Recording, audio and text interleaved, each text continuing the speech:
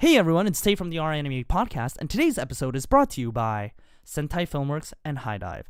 Sentai Filmworks being an anime licensing company with an amazing collection of Blu-rays, DVDs, merch, collector's editions of box sets for anime you love, including Made in Abyss.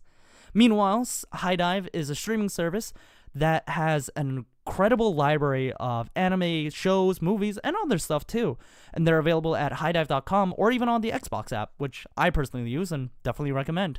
And if you sign up using the code in the description below to HIDIVE, you get your first month half off. That's $2.49 for a unlimited streaming anime month. Sounds like a pretty good deal to me. Oh, and to sweeten this all, thanks to the generosity of HIDIVE and Sentai Filmworks, we will be giving out a pair of free tickets to one of our lucky listeners to the Made in Abyss premiere in the United States. So there are two showings. There's the March 20th one and the March 25th one. And all you have to do to be able to go to a theater with a friend of your choice to dive into the abyss is subscribe to our YouTube channel and leave a comment below, or you can go to our Twitter, retweet the tweet that has this link for this episode, and follow Tokyo Podfathers, Sentai Filmworks, and HIDIVE. Tokyo Podfathers being the Anime Podcast's Twitter account. And actually, if you decide to do both, that's 2 entries. That's double the chances you have of winning this pair of tickets to Made in Abyss. So without further ado, the following episode has spoilers for Made in Abyss and adult language, so viewer discretion is advised. Hello everyone, and welcome back to the Anime Podcast, and today we have a very special episode for you on Made in Abyss. And this episode is presented by our friends over at HIDIVE and Sentai Filmworks. So if you don't know anything about them, HIDIVE is a streaming service, much like you'll find on the internet, that provides you the best quality streaming, subbed and dubbed anime, including Made in Abyss. And also, Sentai Filmworks has licensed Made in Abyss and actually has this beautiful box set for those of you who enjoy collector's editions. I know I'm one of them. But yeah, so thank you again for Sentai and HIDIVE for allowing us to talk about the show, especially because HIDIVE has presented us with this special exclusive code to the Anime Podcast. And it's in the description below. It's TAP2019-548-3348. If you use that code on HIDIVE, it'll give you half off your first month on your HIDIVE subscription. So that's $2.49 for a full month of unlimited anime. So, with that in mind, we're talking about this anime because there's a recap film with Made in Abyss with, I think, a couple of new scenes hitting theaters in North America. There's a premiere on March 15th and a wide release on, I believe, the 22nd and the 25th. So, without further ado, let us introduce the adventurers on this podcast. So, I'm Fate Steele Taylor, and with me today, I have none other than Mozilla Fennekin, whose Fujiwara avatar has been lost into the abyss, and so you are under the name of Luxvan for this podcast episode. My fate is that all of my loved ones die, so I have nothing. Cool. Well, you know, that might be depressing, but that's actually in line with this this series.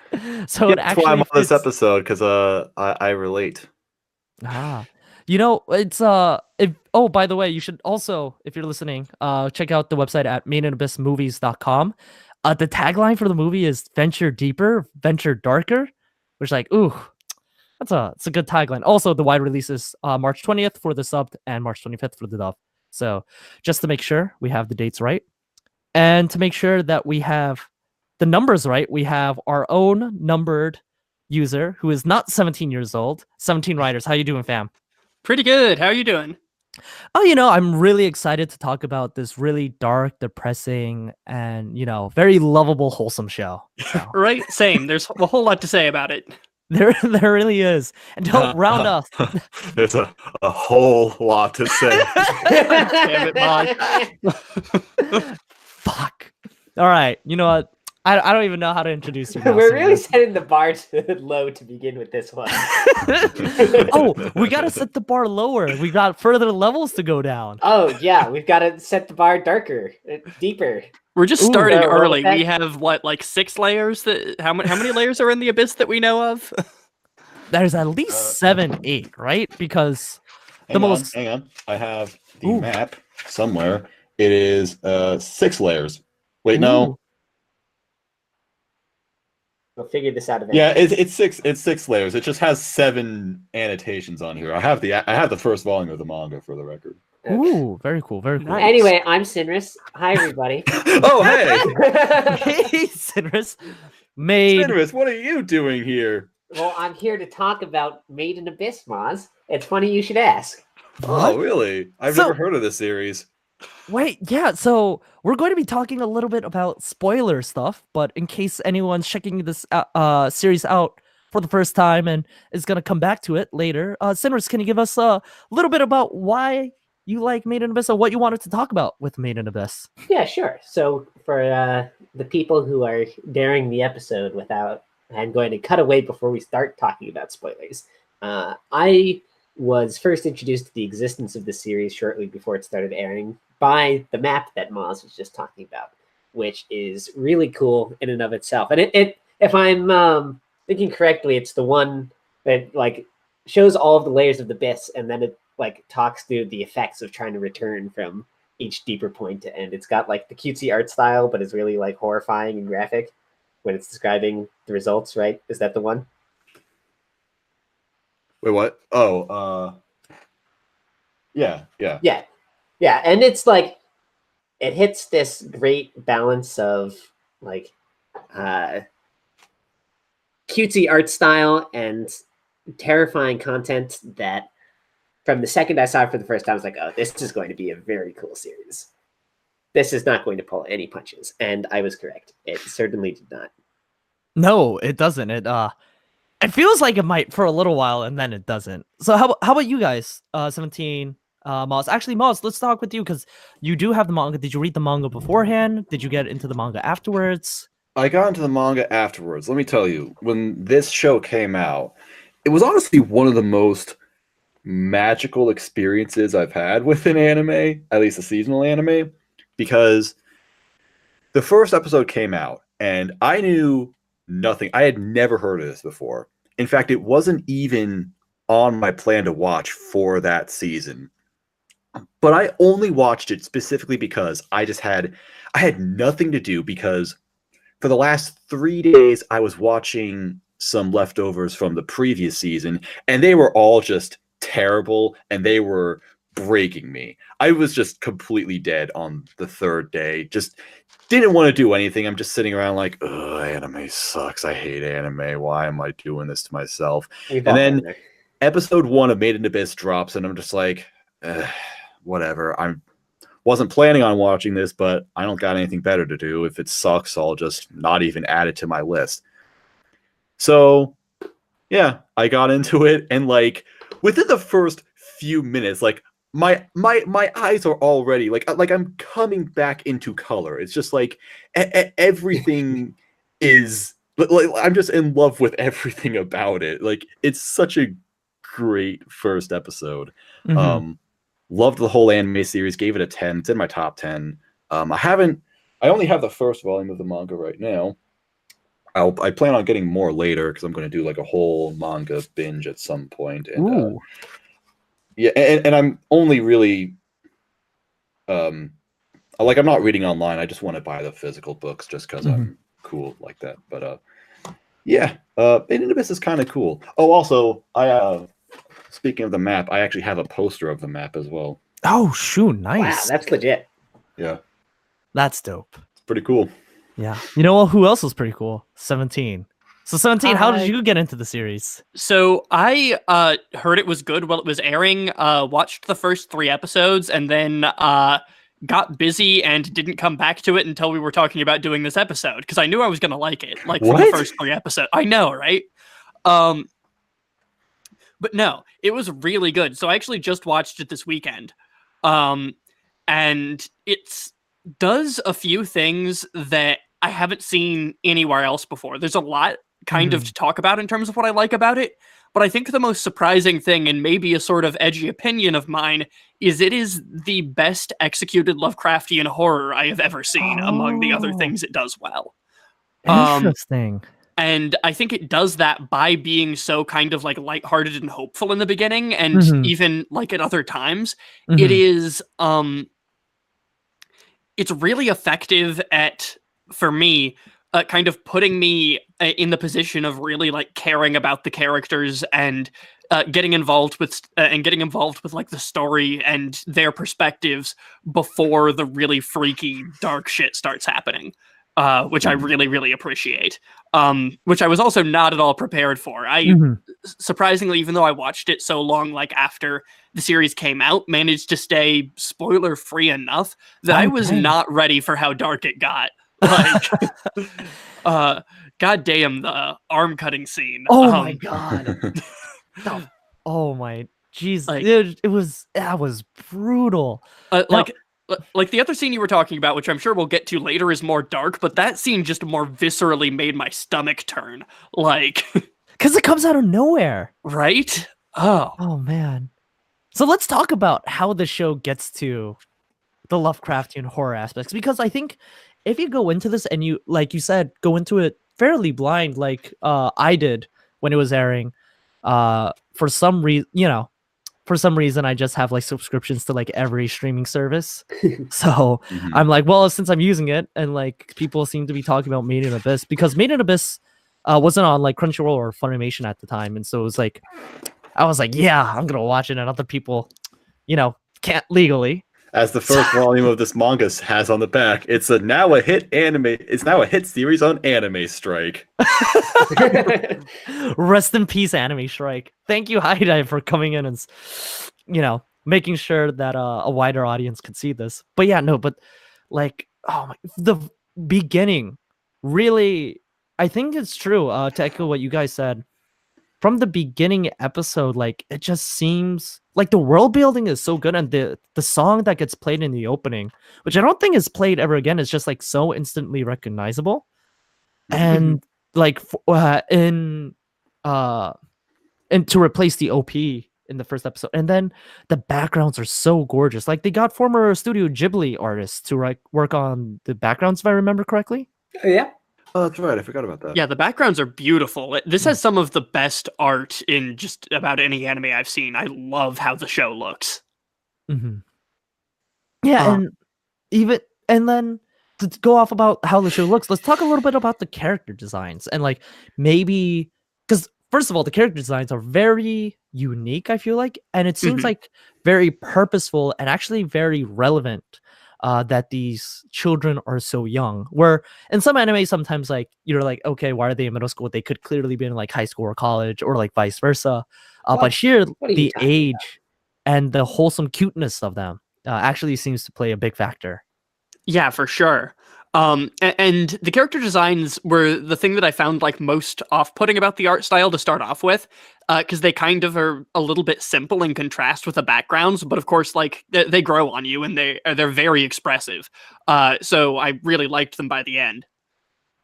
I think it creates a very similar effect, although the overall shows are very different to Girls Last Tour, which was my favorite show from that same year. They both aired in 2016, actually.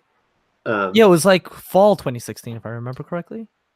Girls Last Tour? Want to say that's right. Yeah, Girls Last Tour was the last. That was 2017, dude. Are you sure? 2017? Yeah. Yeah, 2017 into 2018. 2017 into 2018. I'm looking at the Made in Abyssmal page right now, and it's all 2017. Summer 2017. Yep. I don't know, maybe I'm just a fucking moron, but anyway, maybe you've been that's not the point, guys. Maybe you've been in the abyss for too long. I guess so. Anyway, what I'm trying to get at here is that it creates this effect of like the tonal dissonance between the characters and the stuff that they're experiencing. Another show that does a similar kind of thing is like Madoka Magica, where you have extremely simplified, like very young and cutesy looking designs kind of being like exploited for in order to make the horrible things that happen to them seem even worse by comparison. Mm-hmm. Yeah, and that's very true. Although here they do something kind of different with that, because in Madoka Magica, of course, you have like that intro scene that kind of shows like how dark it's going to be, and then it kind of jumps into being a lighthearted show for a little while, for the most part. Whereas this, the darkness is present. Like you have kids getting like strung up naked and whipped in the orphanage. Like that's played for laughs, though. That's played for laughs, yeah. No, well, okay, but like you're looking at this and going like, this world seems kind of fucked up, though, right? Like, I don't know. Like my perspective on the first couple of episodes was I thought it was going to be a more lighthearted show, but there was still all of this just like dark, horrific shit going on in the background. And then I think it's like, it must be like episode 4 or 5 when, of course, you run into the creature that's like making the fake cry and like all of that stuff, and it's still like the show is mostly played lighthearted, pretty much up until you get to Ozen, I would say. Yeah. But you have all of these kind of like hints at the darker stuff going on behind. Like the humans living around this pit are fucked up if you actually think about how their culture works. Like they have these orphanages that you get sent to. You're tortured if you misbehave and sent down into a pit that makes you like sick and go crazy as a child. There's the to scavenge. There's the lower sections of the city where there's just like extreme poverty, even though the city is theoretically bringing in massive amounts of wealth from other countries. Like there are people there who are just beyond dirt poor. Like this world is fucked up from the get-go. It just doesn't. It just has this like kind of childish lens to it up to a point. It does make me wonder how much of that is intentional and how much is maybe like just unconsidered, because most of that stuff you're talking about, while very true, the show itself never frames it as like being a fucked up thing. I would argue it's intentional. Okay, so my thought process is this, and I could be dead wrong on this show, but I think that when we get more of this, that a lot of this is going to be more explored, because to me this feels very classic Lovecraftian horror. So I guess we can kind of get into this into that direction a little bit further, because what I think has been really interesting about it is it's showing how much this pit is warping people around it. Right. We also have hints with that, with the child diseases. And that's exactly what I was going to bring up. That they make a point of going like out of their way to take the story away from the main characters and show this kid getting sick and then getting better as soon as he's brought further away from the pit, and that there are many kids who die this way. I think these details on their birthday. I think these details are very intentional and kind of showing the pit's like fucked up influence on human nature. That's I definitely agree with. My interpretation. I was more thinking of the stuff about how like it's supposedly bringing in wealth from overseas, but like there's poverty in that kind of thing. But, and so maybe that is unconsidered, but I don't know. Go ahead. Oh no, I was just gonna say, like, you guys bring up Madoka, you guys bring up well, I would say even like Girls Last Tour, I throw School Live into the arena as well, or into the abyss as well. I haven't seen that one, but from what I hear, it definitely sounds like it's great. Also, Girls Last Tour, School Live, and Main Abyss, all available through HIDIVE and Sentai Filmworks. What?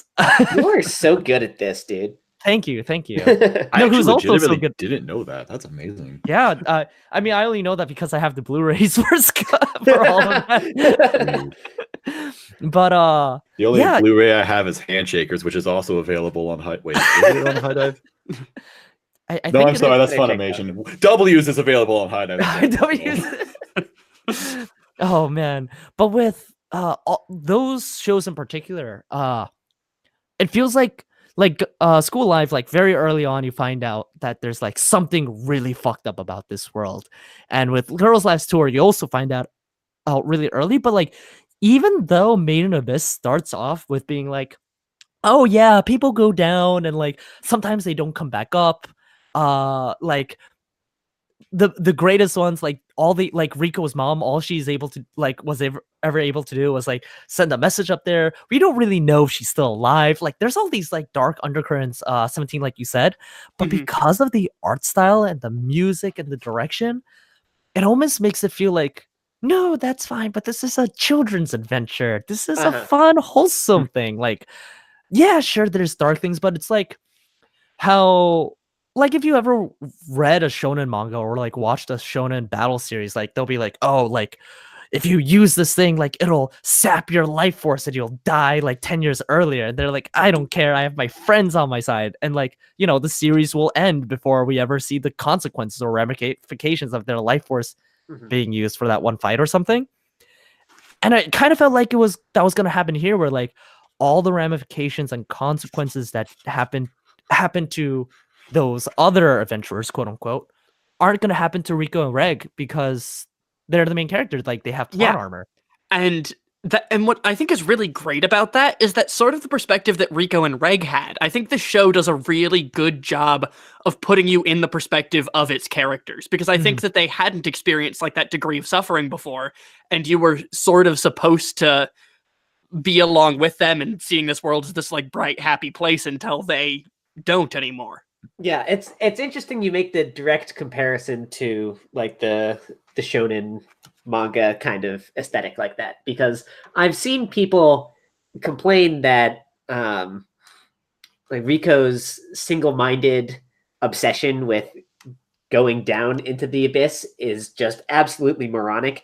Like there's no rational reason for her to want to do it or anything. She's just completely obsessed, and that makes her like less relatable. But I think, and this is the point where if you're one of those people who hasn't seen the show yet but wants to, now I'm about to like start dropping big spoilers, is that once you learn the history of her birth, how she was born in the abyss, died, and then brought back to life by one of the relics down there, as she came back, and now like is a part of the abyss and is psychologically compelled to keep trying to go back, then the fact that she initially comes off as just like your typical shonen protagonist who's just like headstrong and stupid and doesn't think through the consequences of their actions becomes a big deal. That she actually that this isn't natural for her to want to do this, that she is being like psychologically compelled and is unnaturally obsessed. What I love about this is it does, because this is again an element that I think is very much like Cthulhian horror, kind of this idea that you have some greater force beyond you stripping away your will. And the reason I think that this is executed so much better in this case is because it eases you into it and uses those kind of like shonen tropes to get you to empathize with her before you realize it's supposed to be horrific at all. And B, it does a great job of moving on past that point of where, as she's continuing on into the abyss, her motives are still realistic and clear enough that it could not be the abyss calling to her. It could just be that she really should go down there, and you're really curious as to what she's going to find too. So I feel like, at least for me personally, I'm capable so much more of empathizing with this protagonist, even though they may have their own free will compromised, than I am in a lot of other ways when I see that happen in media. I think that's very true. And also, I want to clarify something about like Lovecraftian horror that I think I certainly didn't realize until I started reading him, and I think a lot of other people not realize about like what is the hallmark of Lovecraft. And it's that while the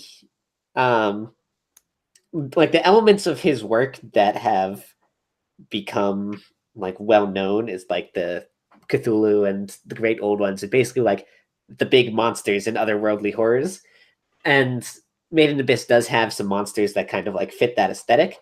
Right. The thing that Lovecraft was really the most interested in was like the degradation of humanity and like humans regressing to a lower state through like obsession with things that they shouldn't want to know.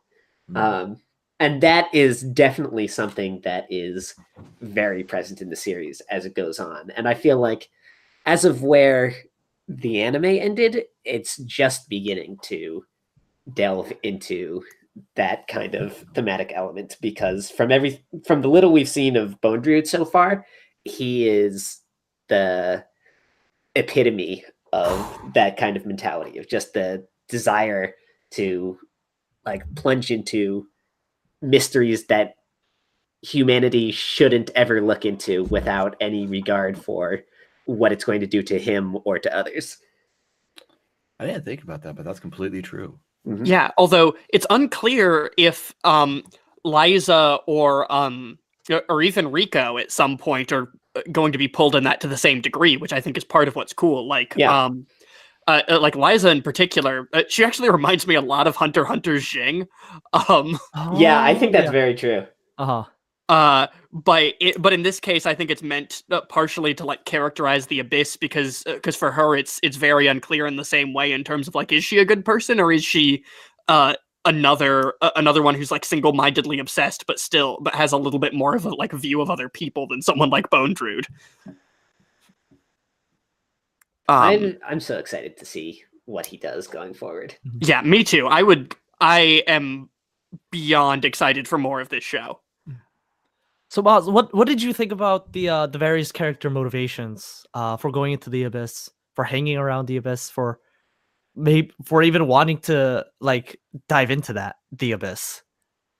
I think it's just like you guys said. It's all the way it's all integrated into the world. It's like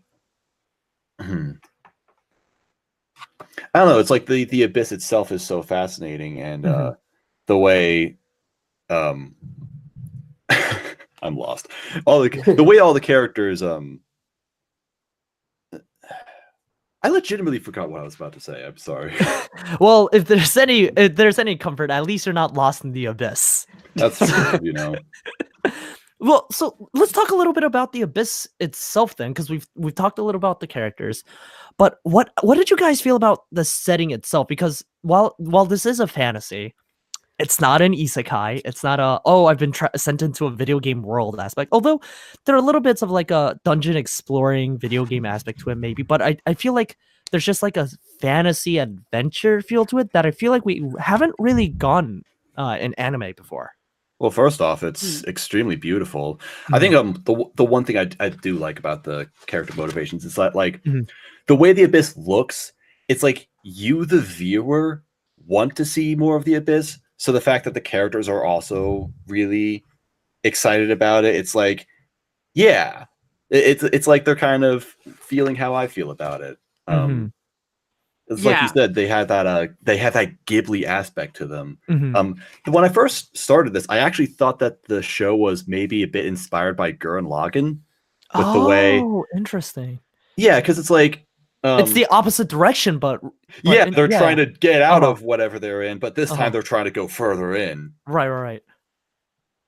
Interesting. I never, there are some parallels though between this and Gurren Lagann, in the sense that like Gurren Lagann, like they're trapped in like the underground and they want to go above ground, and like their motivation and like continuing to find. Like it's an ideal they're striving for, right? They're not really striving for like a specific object or a thing, but like an ideal. But in the same sense, like Made in Abyss, they're like really striving for that sense of adventure. Or in the sense of Bone Druid, he's just of science, in the sake of science, and that ideal. So a lot of people are motivated by ideals, which I know Sinris is something you are familiar with. I do love my ideals. It's true. That's a really interesting comparison. One that I think very few people would think to make, because it's so unintuitive. But I definitely see the similarities when you point them out that way. Yeah, well, I think part of it might be though that Gurren Lagann is a very classic hero's journey style story, and part of what Made in Abyss is it's almost a subversion of a hero journey in some ways. In some ways, it's literally a hero journey, and in other ways, of course, it's painting. Well, it could flip on a dime, right? Like, we're not clear if going down to the bottom of the Abyss is something that's good for these characters or is almost like this inverted hero quest that's actually a horrible thing, right? Right. Yeah. And so I think that's part of why those parallels exist almost, because Made in Abyss feels like a hero's journey sometimes, and sometimes almost like its inverse. Yeah, you kind of wonder what exactly the themes of the show are, I guess. Like you said, what will they get out of discovering because really discovering the abyss, even though there's an entire culture about it, you could just say that it's basically something they do in their spare time. That it's like a hobby sort of thing, and then you have Gurren Lagann, which has all these themes of, freedom and all that. Mm-hmm. I just realized something awesome, by the way. When I was talking about the hero's journey thing, I was kind of spitting that out my ass, but I did realize, no, just quick, that they pretty much at like the moment of coming into adulthood for a lot of hero's journey stories, it's marked by a hand injury. Like think anything from like Star Wars to fucking JoJo. Like, wow, now I've just been spoiled on JoJo. Now I can't ever watch JoJo. Spoiled on JoJo. There's a hand injury somewhere in there. I thought part 4 was called JoJo Hand is Unbreakable. I guess that's not true. Fucking hell, man. I'm sorry, Tay. You should be. No, but that is a good point. That this is also a moment of her maturing and realizing that there are consequences to her actions, and that's marked by a hand injury. I do think I'm going to look back for more Hero's Journey parallels now, because I think we might be onto something. Now I here. want to know about more Hero's Journey types of stories where there's a hand injury. Yeah, let's just talk about that for now. Well, I mean, it's not an injury, but there's a very famous scene in End of Evangelion with a hero and a hand. God damn it. Oh my god! But no, this is a classical thing. It's existed since like fucking Arthurian Percival and stuff like that, if not older. But anyway. And fake Grand Order of Camelot, there's Bedivere with his arm. Yeah. Now you're speaking my language. Thank you. Heaven's Feel. Oh, Heaven's Feel 2 also coming out. Kara no Kyokai, Garden of Sinners. In there. Yep. Shiki. Wait, hey, speaking of Shiki, Sinris, do you have a voice actress that you like who's voiced a lot of Fate type Moon characters? Oh shit, do I? And she voices Liza in this too. Oh, yeah, really? Maya Sakamoto is Liza. Oh, that's awesome. Speaking of whom, because this sounds like a good time to mention something that's not really important, but is really cool. Liza the Annihilator is the fucking coolest character name of all time. Yes, it is dope. I love names that are like something. Like like if you were just like something, like if you just have the something afterwards, I'm like, oh, that's great. But like, so like I think like so far, Ozen is easily my favorite of like the OG Mentor boys. Like she's awesome. Also, she's like 8 foot tall and like terrifying. Right? She's Ozen's real scary. And like the range of her indication. character design is so cool too. Yes, like I want Ozen to fuck me up. You want Ozen to drop you in the abyss, just like multiple floors at once. Just put me into the fucking ground. Same, but just the last part. Oh man, yo, her character design is really cool though. There's something vaguely, and maybe this is because we've been talking about Madoka, but there's something vaguely shafty about the character designs and like the colors that are used in the hairstyles that they have. Yeah, I can see it. Also, especially like Ozen's design evokes this the most in terms of just like how she gets that like super gaunt, like surreal expression. Like that feels very Shaft. Yeah, I can see it for Ozen definitely, but for the rest of them, you think the others have like shafty character designs too? Like the tiny assistant that she has with like the blue and white striped hair. I don't remember what Maruru. Yeah, I remember the character, but I don't remember what they look like. And then like Regu a little bit to me as well. Regu's design I think is really cool, but also it kind of begs the question of like, what the fuck happened to create this kid, right? Yeah, because he has very like clearly human parts. But he's durable. He's I mean he's a relic, right? But right. Yeah, no, I'm very curious. Also, obviously, like clearly connected to Liza in some way. Yeah, I'm just very excited to see more of the show. Like it executes its mystery so well and just leaves you wanting so much more. Something about the character designs I kind of wanted to point out. I feel like the anime actually made them a little more cute, where they have a kind of like bigger heads. I think actually no, that's not true. I wouldn't say they made them more. I actually think they are more cute in the manga. Oh, okay. But at the same time, the manga has this kind of, I guess I could say like ashen style, almost like charcoal Okay, I'm looking up pictures of it now. Yeah, This the looks Maiden really Gift cool. manga art is very interesting. Ah. There's It really- something kind of vaguely unsettling about them. Exactly, like you've got these really cute character designs, but the way it's almost like it's just like pencil lead just kind of smeared all over the pages that makes them all kind of grayish and darker. That's something I find really interesting about The it. art in this manga is so good. It really is cool. Yeah, I might be getting the manga. This seems just dope. And I really want to see how they animate the white whistles, because I feel like those characters in general, they, like we were saying about Liza, like they really do have this presence that they're these really like all powerful beings in this world, like Bone Druid with his weird ass mask and all. Dude, Bone Druid, oh man, dude, what a guy. Yeah, I don't know. I mean, that's getting into another aspect of the Cthulhian horror, by the way, in terms of like the most powerful people in this universe to an extent have lost humanity, like all of them. Yeah. Which is, oh man, it's just introduced in such a neat way too. It's like the more powerful someone is, which I guess translates to the deeper they've gone into the abyss, the more their designs seem to evoke this feeling of like otherness. Like not only that they look creepy, but that they look evil the way Bone Druid does, but they feel somehow like not of this world. Yeah, and there's something supernatural even about what's the name of the black whistle who runs after them at first? The dude. Oh yeah. It was I was just looking at the uncle, right? Yeah. Habbo.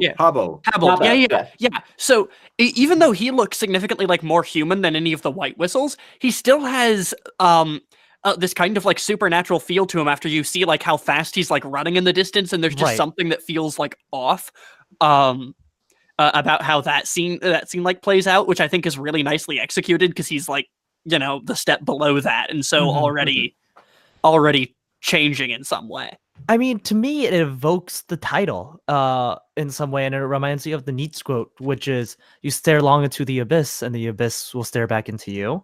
Yeah, right. And like literally, we have the abyss here, and I think it's supposed to evoke that like they also mention, right, because as they go deeper, they're like, oh, there are these effects, but there are like more effects that like we can't even describe, and like how it haunts you and stuff, and like I think that's what happens to the white whistles. And it's also interesting because it brings up to me, there's a lot of obvious parallels to like scuba diving and diving in general, and how you have to like after you go back down, if you go back up too fast, you get the bends, which is when like nitrogen builds up in your bloodstream, and as you go up and like as the pressure changes, like if you go up too fast, like your vessels will literally pop inside you.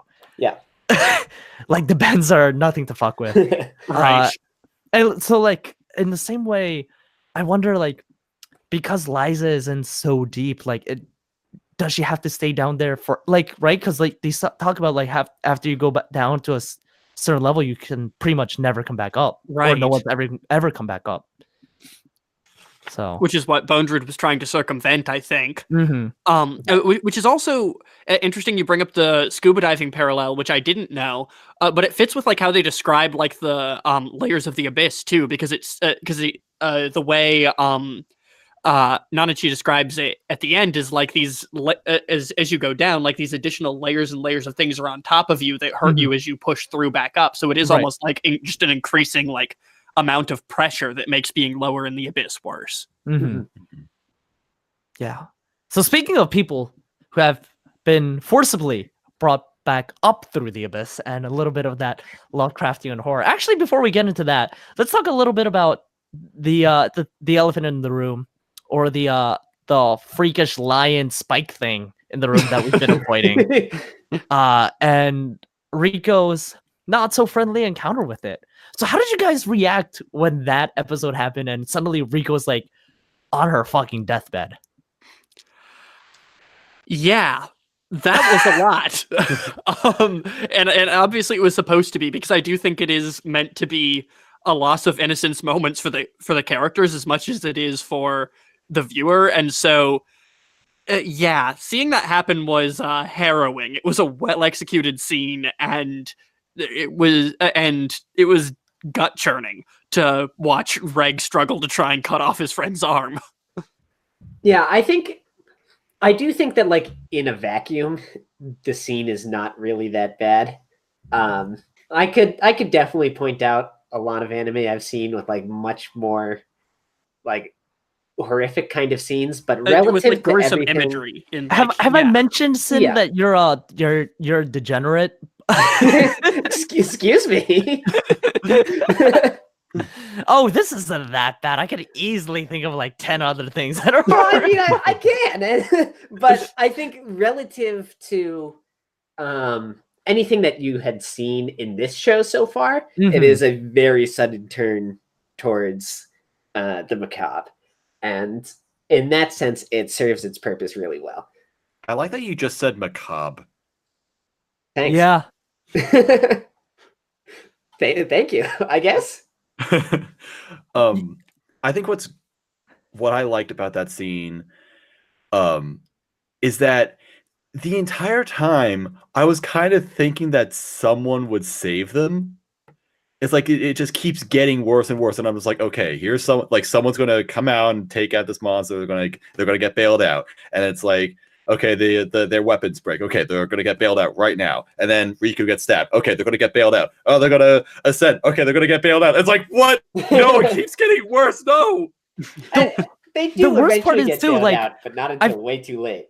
I feel like sometimes, like, when shit like this happens in other anime, like, it's at the end of an episode.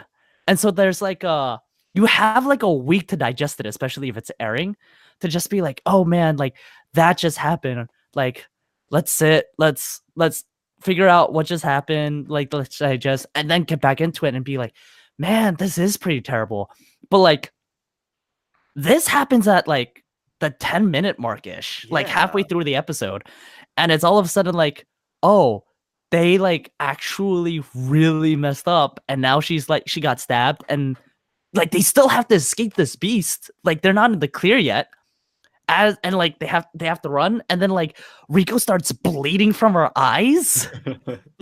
Yeah, like the entire episode becomes that, that whole operation of Reg having to break her arm, and now that she shows up at the very end of the episode, when it's already all gone to shit. The fact, Yeah. I think, that they don't have the wounding happen at the end of the episode is a big part of what makes it impactful, because it doesn't give you any time to like process what's happening. The rest of the episode just suddenly becomes like dealing with the fact that Rico is like dying on the ground, without giving a viewer a chance to like catch their breath and reorient. Like, okay, like this is what we're doing now in this show. You just, whether you're ready for it or not, this is what's happening now. Yeah, and it's basically just like at every step, things are getting worse, and it like the episode progressively manages to crush your hope before it finally gives even a semblance of a lifeline. Because it's interesting because I could see where some people. I remember I think I avoided like any like talk about the series, so I didn't know that this was what it was, but I remember people being annoyed by something that happened later on in the series, and I imagine this was it, because I could see not expecting this to be coming at all, and for it to not jive with you. Yeah.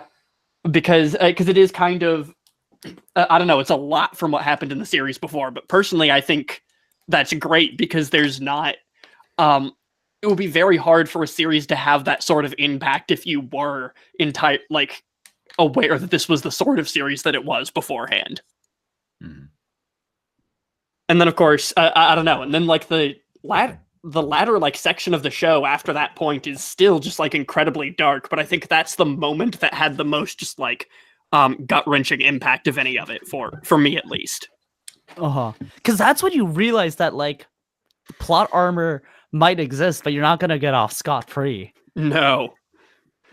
And again, I do like the fact that they even though they saved like no one dies in that scene at the end, there are still permanent consequences to that happening. Like Rico's nerves being so damaged. Right. Yeah, and like oh man. But yeah, like I love the line, like, because we talked earlier about how like stubborn Rico is, but when Nanachi comes in, she's like, oh, it's the fact that she told you to break her arm, and like, because there are still things you can do with like a bad arm, but like if she cut off her arm, she wouldn't have been able to walk or like climb at all or like continue adventuring. Mhm. And saying like, even as Rico is like poisoned and like bleeding out of every orifice possible, she's still thinking about the future and her ability to climb further down. Yeah. Right. And that's actually something that occurred to me when you were talking about the hero's journey moment with the hand before Tay. Or not Tay, Teen. I wanted to take credit for it. God damn it. Shut up. Get out of here. You were saying that it's like it's common in a lot of series for like the hand injury to mark the moment when the main character is like at their lowest point and forced to like reflect and grow. And I think that part of what subverts that expectation in Made in Abyss is the fact that like Rico doesn't really reflect or grow on anything based on this. And that's where you really get like the depth of the obsession and call to the abyss that she has, is that that's a good point. This really doesn't slow her down. You're right, because this does seem like it's a growing moment for Reg in terms of like realizing things about the world, Right. but for Rico not so much. You're right. I hadn't really thought about that. But because she doesn't really change. You get the impression that they are going to be more cautious as a group, but not necessarily her. Right. Yeah. Yeah. Huh.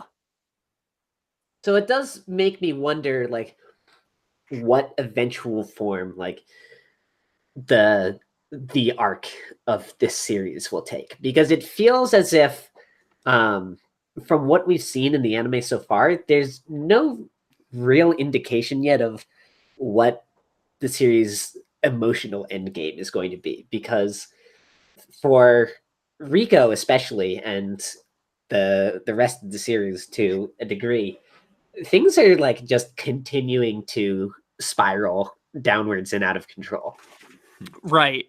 Well, I think that's what's so interesting, or at least to me, what's compelling about the series is that you're watching along and you don't necessarily expect the main characters to die eventually because you're expecting a resolution to the story, but you really can't count on a happy ending. But at the same time, it's not your classic like Lovecraftian horror story where you can count on a bad ending either. What makes it so mixed and compelling to me is that there's hope as much as there is this crushing despair. Right. Speaking of crushing despair, for me, as terrible as that scene was, what was worse was the final episode. Right. And Miti's backstory, because my gosh. Wow, that was Sin, do you still have the top 10 anime scenes more gruesome than that? Or I definitely think that scene is a lot more gruesome than the arm one. yeah. Yes, for sure. Yeah. Personally, I've been kind of desensitized to that because I walked into some sort of meme about that. Where, I don't know. I made like some sort of joke about like really casual elevator music playing during that scene. So then someone made a video about that and tagged me in it. And I'm like, oh. That was the funniest thing to come out of this show, was that video with the elevator music. I have not seen this. You guys will have to link me to this Oh, later. it's really I'll have to good. find it. It was on Reddit. Oh no. Like, for me, like, because I watch it, right? And I think like the Rico thing is gonna be the worst thing in the show, and then like, it's gonna go back to like the happy stuff. But I feel like there are a lot of shows that would have, or like a lot of anime or a lot of manga that would have just cut the black there instead of showing the complete devolved Yeah. of Miti. But it like just stays uncomfortably on her as her like skin like boils and splits and melts. I found the video. Oh no. And she's like begging to be killed, as like Nanachi is being like, oh, like I finally found something I treasure in this world because she's a child orphan who's like now this test subject of a terrible human experiment. Yeah, Yep. it's a thing. I love the moments in that scene, or love is not I was gonna probably say, the what operative word, but when they first get sent down in the elevator and then it pauses at the bottom, right, like, and lands on top of this pile of like horrible, like squishy mutated creatures, right, and they just kind of ooze up against the glass. Yeah, that it's messed. Yeah.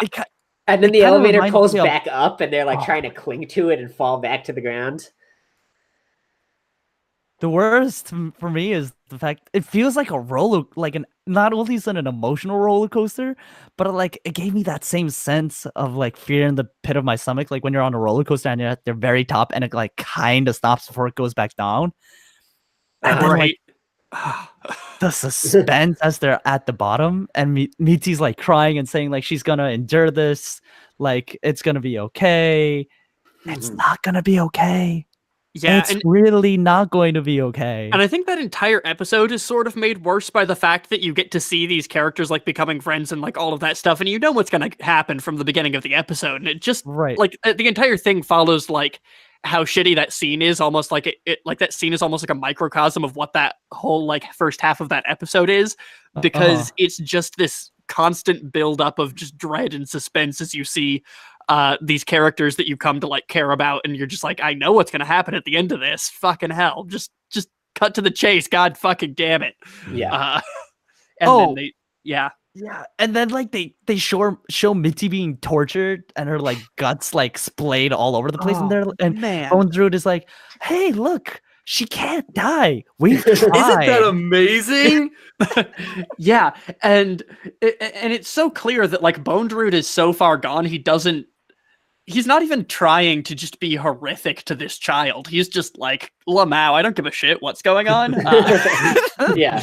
I don't think he's even laughing. I think he's less literally like so inhuman at that point. He's just desensitized. I don't think he would have even considered not the like Nanachi running away is the impression that I got, because like he just doesn't grasp how humans work anymore. Yeah. Man, I did not expect that scene from this show. Like when Fate Zero has the Lovecraftian moment in like episode 2 with Castor and the monster. Like it's also pretty terrible. Yeah. It's a great scene. It's also terrible, but like it happens off screen. It happens off screen, and it's also something that like that show sets you up to expect it to be that show. Right. Yeah. And also like I've long kind of been a proponent of saying like a lot of times really good horror or like really terrifying scenes happen off screen to let your kind of imagination take the wheel. Like for me, the same writer between Fate Zero and Psycho-Pass is Urobuchi. And in Psycho-Pass, some of the most horrifying scenes happen off screen. And like they cut to black. Whereas I felt like in Psycho-Pass 2, when they show like really like gruesome stuff, I'm like, oh come on, man, that's unnecessary. But with this, I'm like, please stop showing me this. Urobuchi, not a guy often accused of pulling his punches. I was just like, please, like my imagination would be been so much preferable to what I'm seeing right now. It's like that scene is like, you see Nanachi and you know that she looks that way because of the abyss, and you're just like, oh, I wonder how that works. And then you see it, it's like, well, I didn't mean I didn't actually want to know, motherfucker. Not like this. This ain't it, Chief. This ain't it. Gosh. Yeah. No, it's man, oh man. And like I feel like in other hands or like other properties, if you introduce like a character like that, like in the last couple of episodes out of nowhere, I'd be like, come off it, get back to the main story. Like I want to see them go down, like keep sending me down there. I want to see them down. And like of course I wanted that scene to end because it was just so horrifying and terrifying, but like I was completely content with how it ended. Right. How did you guys feel? And like, obviously, I'm super glad that we're getting these recap movies because it'll inevitably culminate in a sequel movie. Mhm. But Yes. Yeah. how did you guys think the ending for the series went? The anime.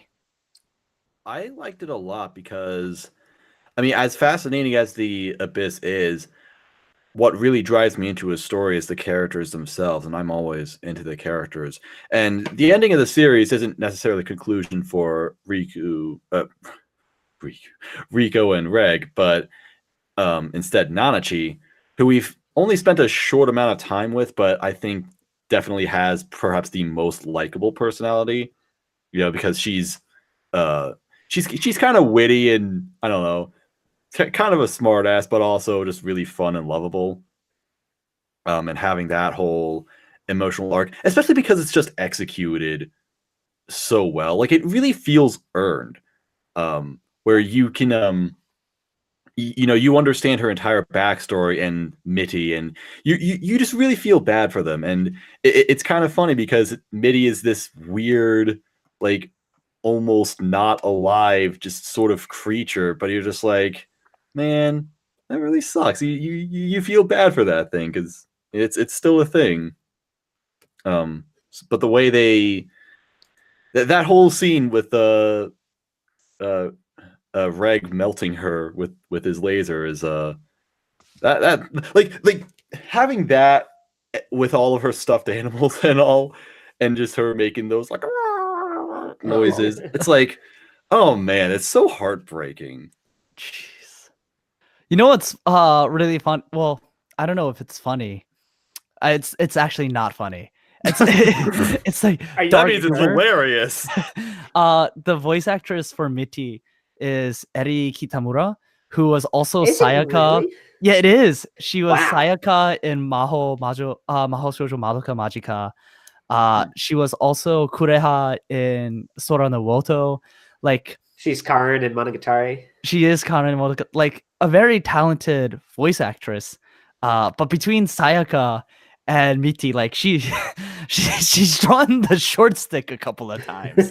Also Yui in Angel Beats. So Oh. Which one's Yui? that's the short one who like leads the band, the guitar band. Pink hair, kind of a brat. You know what? I don't like Angel Beats anyway, so don't bother.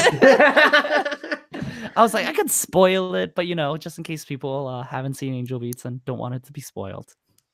But yeah, so like a lot of her characters are pretty tragic, and like she brings a lot of depth to BT, not just through the performance when you know she's still human and like going up the elevator and like begging to be killed because my god, that like what yeah. a scene. But like also as she's doing the sounds, I felt like she did a fantastic job there. Yeah, no, those the noises that she made were heart wrenching for sure, especially once you learned that she was human at one point, and then Mhm. yeah, it was good nonverbal voice acting, I guess. But yeah, how about you guys with the ending the way it was with the anime? How'd you guys feel? Well, ever since you asked that question before, I've been going over in my head trying to figure out like because it is kind of like a nothing ending in a lot of ways in terms of any sort of like plot resolution, which is usually something that really bothers me in a show. But it didn't so much in Made in Abyss, and I'm trying to think of why that is. It might have something to do with the fact that like even though there's not really any resolution at the end, it doesn't feel like just an abrupt ending, like we're being like robbed of the ability to see whatever comes next. It feels like an intentional breaking point, just one that's designed not to give any sort of satisfaction to the viewer, like to really drive home the sense that like this is just the beginning, and like of like all of the horrible things you've seen in the last few episodes, like this is not the end of what's to come. Yeah. Right. I think intentional breaking point is a good way to put it, because for me personally, like I couldn't, I think, rate the show in good faith at this point, because I think so much of my enjoyment of the show is kind of my investment in the mystery and like knowing what's going to happen next and like what's going on with the Abyss and like all of these other things. But I don't feel mad that it ended where it ended. I am looking forward to more, though. Mm-hmm. Yeah, it kind of does feel like, because with Liza, her story arc is kind of incomplete as well, and it's the phrase has always stuck with me ever since I watched Shirobako. Like when they say and their adventures continued endings, which I think I'm with Sinris actually, where most of the time when shows have and their adventures continues endings, I actually like absolutely despise them because it feels lazy. Mm-hmm. Mhm. But with this, it was, how do I say, it just felt right, and I really loved the scene with the letter going up. That scene is so Oh, yeah. well done. Like the music and everything, like the wordlessness of it all. Mhm. I just really, really loved it. It just felt it just felt very within the world, and within it also like a nice reminder of the entire journey they've had so far. Mm-hmm.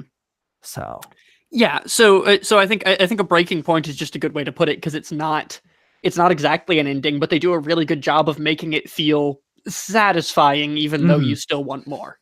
breaking point or breaking bone.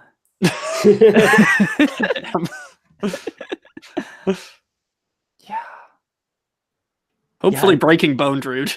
Oh, Ooh, hey. oh, he brought it back. Hey, he brought it back. Nice job. That was a slam dunk into the abyss. We got it. Yeah, and it's so crazy because when so I rewatched this show soon after it aired because I wanted my roommate to watch it. And if you haven't seen the show again, especially if you're listening at home, like I definitely recommend watching it because there are so many hints to what happens later on in the show that we kind of mentioned before, like touched on like the darker aspects of the world that are like plainly obvious when you start at the beginning. Mhm. And What do you mean? in the terms of just like the danger that everyone goes through and just like how terrible the creatures are down there and like how like the creatures could kill you, they're always like, oh, like so such and such can kill you, such and such is like such a dangerous animal. But like the first couple of levels, they're like confidently running away from them. I mean, like the first opening scene is of the giant like dragon thing Right. flying in the sky and like like chasing down Rico, and like she gets out of there unscathed essentially and finds Regu. So like we think like, oh, it's fine, but no, there's danger at every corner and you can't get lucky every time.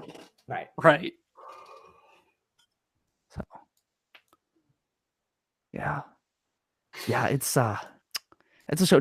Is there anything about the show that you guys feel like we haven't touched on enough, or any like small points about the characters that you'd want to dive into? There is one thing I kind of wanted to bring up, and Uh-huh. that's that this show has some of the best integrated world building of any show that I've seen. So something that I noticed early on and just started taking note of is I don't think that there's a point or very rarely is information about the world relayed when it's not in some way relevant to the characters, and usually the characters' emotional states in some ways. Mm-hmm. And there's a whole lot of information about the world that's dumped in. And so I think one of the things that the show does a stellar job of is none of the exposition, A, feels unnatural, and B, it's all connected to emotional arcs for the most part, so you're much more inclined to remember and engage with it. Which I think is something that the writer was very cognizant of as they were putting all of this in. You're thinking of stuff about how like the like how it's been a while since I saw the show, so maybe I'm misremembering that, but like that idea of like the call back to the abyss, that like things that come from the abyss want to return there, isn't really mentioned until they're explaining about Rico's origin, that kind of thing. Yeah, so it's some stuff like that. I'm trying to like remember specific instances, but it's usually like you'll get information about like how they do things through them actually like cooking food in their day rather than something that they could have done like explaining their supplies in more detail before they go down into the abyss. Most of the world building is done in a similar way to that, like through action or through for example, like showing you that the orphanage is like full of repurposed like torture racks and things like that. So like what Yeah. So it's either kind of in the background and like there for you to notice, which again, the show has a ton of just amazing details like off in the background, or it's introduced in a way that is immediately like relevant to the characters and isn't just you being told something. It's the characters needing to discuss this information for a reason that's relevant to them. Right.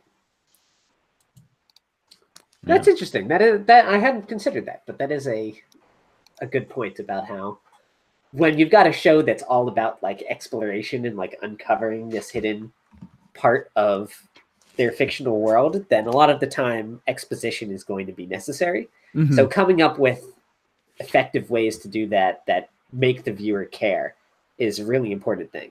Right. And so to kind of contrast it with another show that I also really love and also has great world building, but I think it's worse implemented, I would put forth Shinsekai Yori, which I feel like a lot of the time has its world building kind of told to you, and it's all fascinating and keeps you engaged because it is such a well-designed world. But Made in Abyss manages to make it significantly more engaging as in how that information is relayed, I think. Right. Like in Shinsekai Yori from the New World, also licensed by Sentai Filmworks, we have literal like exposition kun, like the Right. creature who like literally they're like, hey, like Poke, tell us more about this world. We're definitely not stand-ins for the viewers at home. And exposition kun is like, okay, I will give you an entire history of the world in a convenient 22-minute length. Right. All right, but the exposition in that show is really good too. Yeah, so there are different things involved in the two of them. Like in Shinsekai Yori, it's kept interesting and engaging from the fact that that yes, the characters are in kind of a similar position to the audience, and they don't know that much about the world, so it is relevant that the exposition is there, and also the fact that the world is just such a well-designed and interesting thing. But I would say that I prefer Made in Abyss's method of delivery because it's just so well integrated into the actions of the story. Like these moments are also progressing the plot as the plot or the characters are doing something else in the story instead of just being, okay, let's sit back for a minute and take a history lesson. Right. It's we're walking across this bridge and seeing these beautiful backgrounds as Rico and Reg have some like banter and discuss like the creatures here and like how this world works as they encounter stuff or any Especially number of things like that. Reg doesn't know anything, so it makes more sense that he needs things to be explained to because he's like kind of been dragged into this like last second. Yeah. Which is crazy. And yeah, I mean the exposition here is done really well because sometimes like it's not something really you can do show not tell for. Yeah, because there's just so much nuance to it. And like it's also on the opposite side. Like you don't want it to be like Shinsekai Yori from the New World. You also don't really want it to be like Fate Zero, where you have like two people walk around in a circle around a third dude as they explain what's going on. And so and so instead you can do things like deliver information in a way that's emotionally connected to the characters. Like I think another great exposition scene is when Rico goes in and finds like Liza's letter and all of that. And they use that as an excuse to tell you some things about the world, but you're there and invested because you're caring about her trying to find something out about her mother. Right. Yeah. Yeah. There's one thing I wanted to bring up. What kind of made this series such a win for me so early on, even more so. I mean, I think the setting is great, but of course, you know, as I said, I'm more drawn into stories by characters. And while on paper, Rico and Reg aren't like amazing characters individually, I think they have a really, really fun relationship because, you know, Reg is like a fine character where he's like, you know, he doesn't know what exactly he is or who he is or anything like that. And Rico is so fascinated with him that, like, in episode 2, she just kind of goes into pretty great detail about exactly all of the things that she did to experiment on him while he was sleeping. Yeah. They're interesting methods. And what's great is that like Riku has literally been naked in front of Reg, and Reg is like embarrassed by this. Like he's like an actual person, and Riko's just like, what's the big fucking deal? The way she like sees Reg as like an actual friend, but at the same time, I mean I don't necessarily mean this in a negative way, but like objectifies him, where it's like to her he is actually it's like she doesn't seem to be understanding of just how much he actually feels. Yeah, at least early on in the series, like he is basically just another relic to her.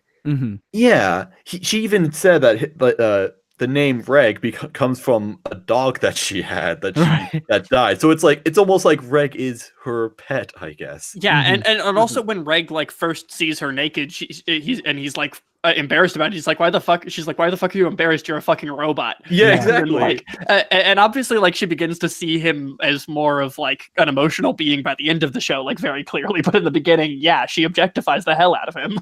Is she a opposite of a white whistle then? Because she starts off with having less humanity in that sense of it, but then sees him in more humanity? Oh, that's an interesting question. So desu ka? I think that's an interesting thing to keep in mind going forward, but I don't think we've seen like her go deep enough or enough development from her yet to really.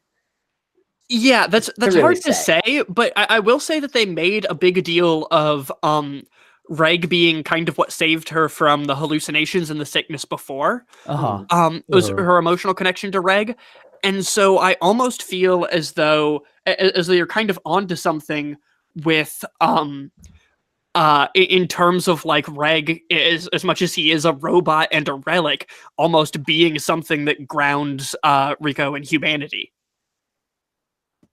I don't know. That's something to keep an eye on. I think that might become more of a theme later in the series. Yeah, that's really interesting. Yeah. Well, interesting things can be found all over the Abyss. But as for this podcast, I think that is it. So thank you again for listening through the podcast, and thank you, Sin, Teen, and Moss for coming on to this podcast. It's always a pleasure to be talking great anime with you guys. Yeah, thanks for fun. Thanks for inviting me down here. Now I'm gonna go back up to my time. No, Moss, don't do it. Play the elevator music. And thank you again to Sentai and HIDIVEs. We really appreciate, again, letting us talk about this anime, and we're really excited for the release of this film, both subbed and dubbed, because I know there's quite a few people who watch dubbed anime, including our own Funk Master Bex. So I still like it, like not even like trying to shill, but like this website like just looks really cool with the animated background and the tagline "Venture Deeper, Venture Darker." I don't know if that was going on while it was airing, but I feel like almost I really like it now that I've seen it, but I wonder if it would have colored my expectations going in. That is a good question. Yeah. I guess it is a recap movie, so it's almost assuming that people have seen it. Yeah, true enough. Yeah, but I don't know. I think for me at least, I went into the series having been like led to expect from like materials I'd seen before that it had some sort of like a darker element to it. Yeah. And I mean, I from episode 1 was expecting like more exploration of kind of like the darker undertones of the show. I just wasn't expecting it to become so fucking overt at some point. When the undertones become overtones. Yep. Yeah. But yeah, so definitely check it out on March 20th and March 25th. And hopefully this means we might get the second and third movies, especially the third sequel movie as well when they come out. Yeah, do we have any idea when that's going to do? Or is that not announced yet? I don't think that's announced. Okay. I think we know that it's happening. Yes. but we don't know. Like honestly though, I like hope they take their time with it. Kinema Citrus is a studio that's just like they've kind of been on my radar over the last like couple of years. Like they've just been like banging, like throwing out bangers here and there. So it's been really cool to see. Except Kumamiko. That was That's gonna be a yikes from me. that is something that stays in the abyss. That's probably not their fault, to be fair. And oh, that's true, Moss. And with that in mind, thank you again for listening through the podcast. Remember, you can always subscribe to us on YouTube, on Spotify, on Simplecast, on iTunes, and wherever podcasts are listened to. So again, thank you so much to HIDIVE and Sentai Filmworks. The description to get half off your first month of unlimited anime streaming on HIDIVE is down below. And until next time, stay tuned. Thanks so much. Thanks, guys. Fuck you, Zoomers. I'm going to go play Apex Legends. Wow.